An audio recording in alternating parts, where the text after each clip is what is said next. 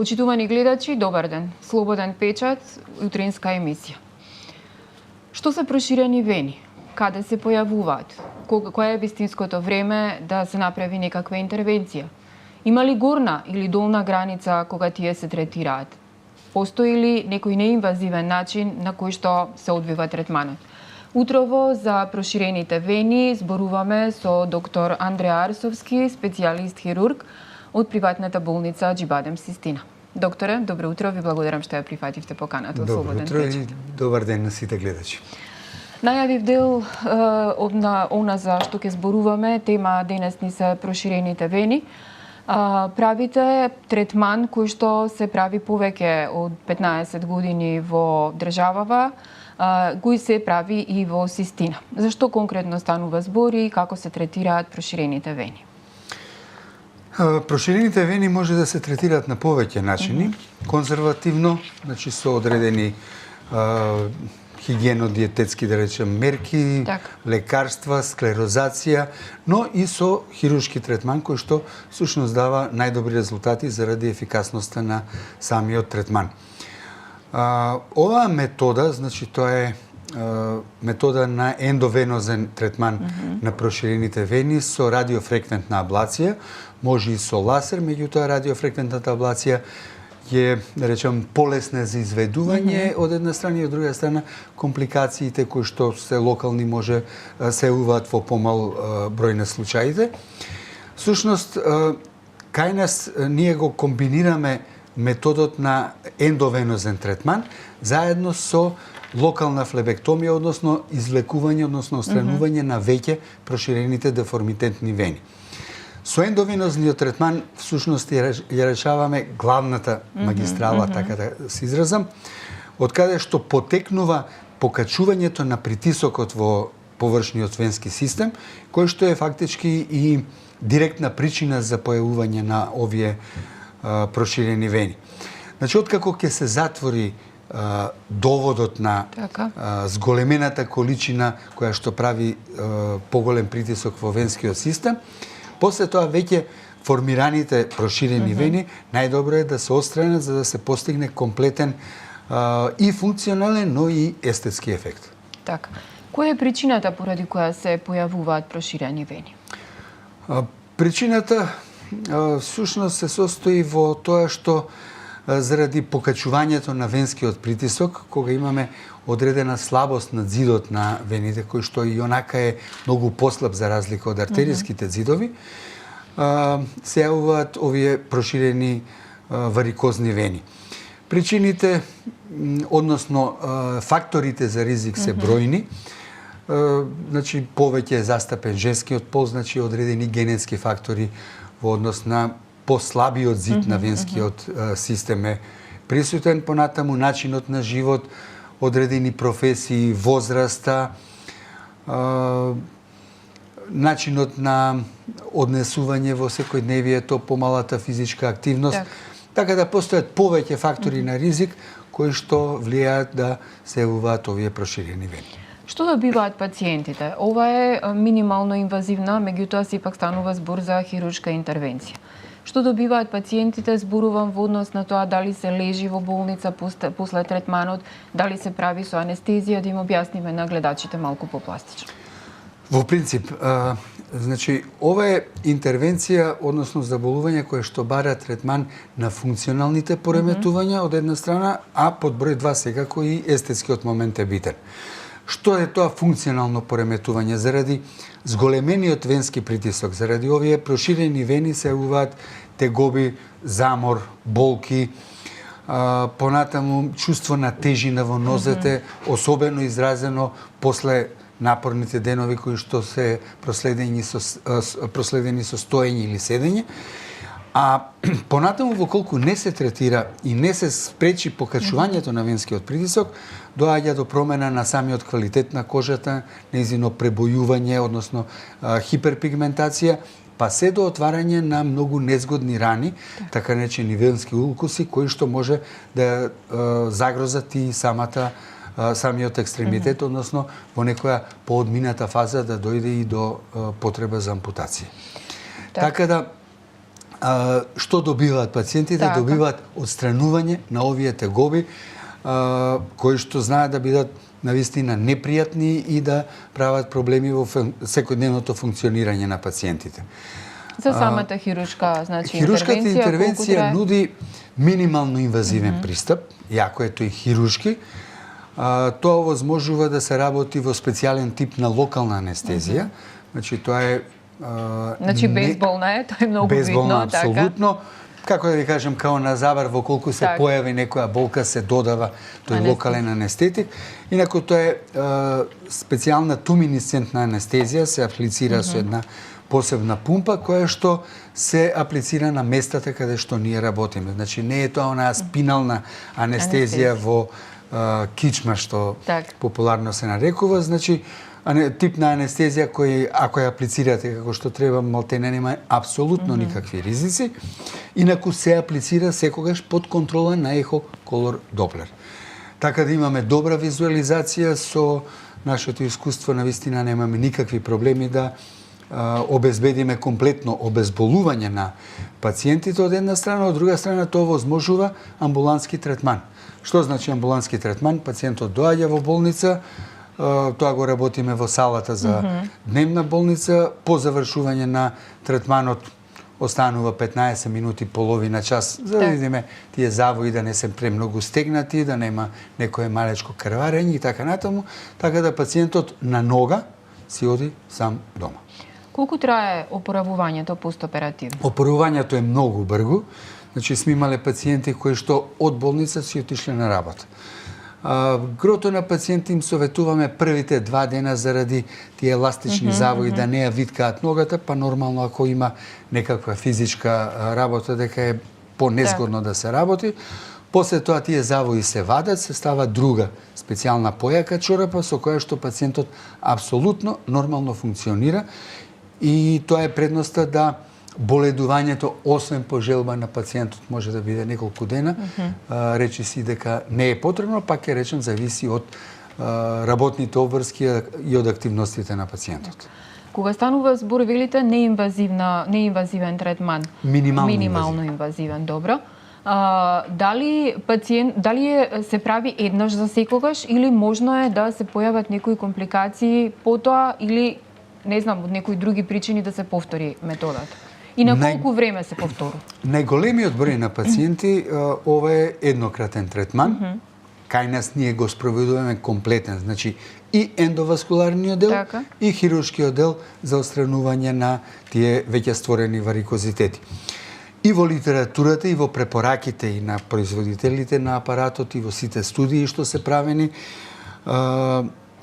процентот на повторување, односно на рецидив, може да се движим помеѓу 2 и 3%. Значи, од 100 пациенти, кај 20 би имало. Така. Ние во минатата година, кога имавме 15 години искуство веќе со работа на оваа метода, направивме една анализа на нашите резултати и бевме многу задоволни затоа што процентот на повторување, односно потреба да се повтори третманот, беше кај помалку од 2%, што сме навистина горди и веројатно се должи на искуството кое што го стекнавме во изминатиот период. Инаку, препорачуваме да се прават редовни контроли. Првата контрола секако по 2-3 месеци и потоа еднаш годишно, да во колку се појави некаква повторување на тој процес, сме имали и одредени пациенти каде што доаѓа до одлепување исклучително ретко, меѓутоа без тоа го е опишано, значи, и во литературата и во упатствата за оваа метода.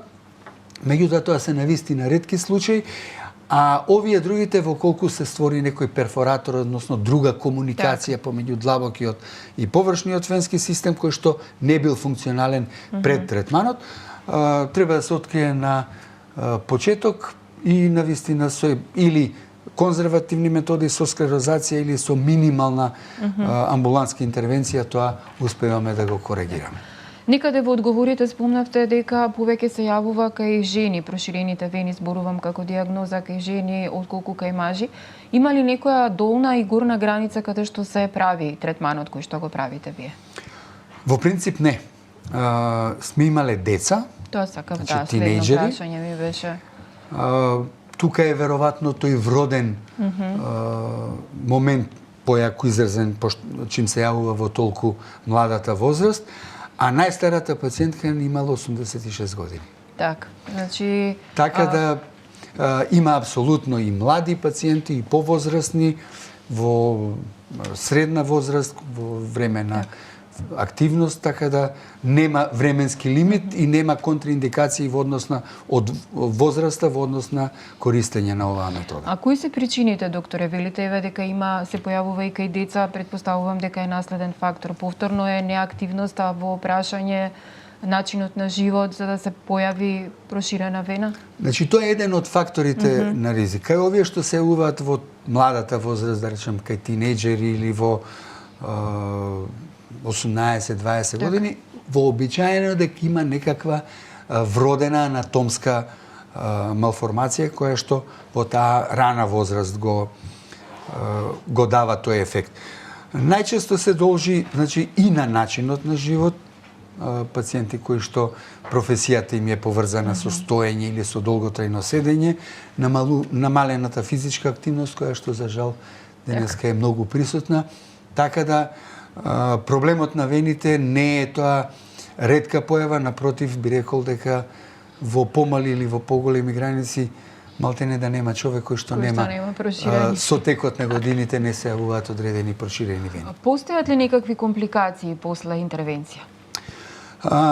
Волколку методата добро ја индицирате, значи дадете избор на пациентика кој што е добро да се користи, ако добро се применува, а тоа добро подразбира комплетно водење на самата процедура под ултразвук, под контрола на ултразвук, така да ние со колегата Јовановски тоа заедно тимски го работиме. Тогаш нивото на компликации е многу мало и се многу, да речам, бенигни, односно не се тоа опасни компликации. Она најопасна компликација, ако влезете со сондата во длабока вена па направите длабока венска тромбоза, ние за овие 16 години не сме имали таков случај. Меѓутоа во литературата тоа се опишани компликации.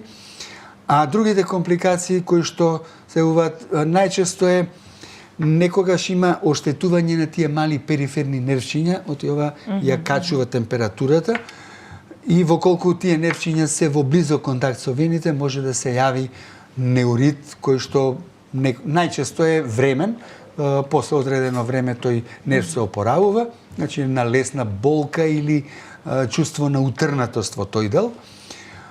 Може да се јават хематоми, модринки, кои што поминуваат апсолутно бргу, као и секоја друга периферна модринка, така да компликациите се навистина ретки и минорни. После операцијата, потребно ли е да се лекува понатаму пациентот? Има ли некои лекови кои што се примаат во моментот или има некоја доживотна терапија што треба да се пие? Лековите кои што се даваат кај проширени вени се со, како да речем, ограничени можности. Значи, тие пред се влијат на намалување на симптомите. А да ги вратат вените во онаа состојба во која што биле, тоа таков лек се уште не постои, освен склерозантните средства. Но ако аплицирате склерозантно средство, мора, за да имате успех, да ја решите причината, односно тоа враќање на крвта од длабокиот во површниот венски систем, што го правиме со овој ендовенозен третман.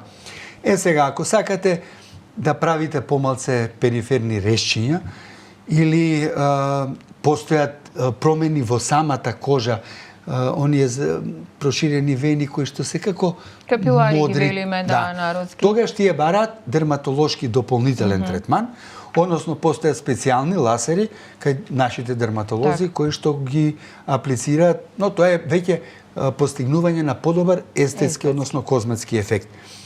Во однос на терапијата ние препорачуваме носење, односно таков е протоколот на еластични чорапи 4 недели, 3 до 4 недели по завршување на третманот и кај пациенти каде што имаме повеќе мускулни гранки, особено во текот на зимата, препорачуваме носење на еластични чорапи без никакви посебни други медикаментозни третмани. Така. Една препорака до пациентите, докторе. Кога треба да се поиде на лекар за да се истретира една ваква вена, која што е проширена? Чим се појават? Така. Зошто? Затоа што во колку ги фатите на почеток, пред да дојдат видливи оние проширувања или уште повеќе пред да настанат проблеми со исхранувањето на кожата, резултатите од овој третман. Прво, самиот третман е многу поедноставен, многу побрз и дава, би рекол, навистина извонредни резултати. Што е состојбата понапредната, тогаш и ефектите може да бидат не толку сосема добри. Значи има пациенти на кои што ние им велиме дека можеме да ги решиме најголемиот дел од тегоби, но да направиме, условно речено, нова нога како што била пред 20-30 години.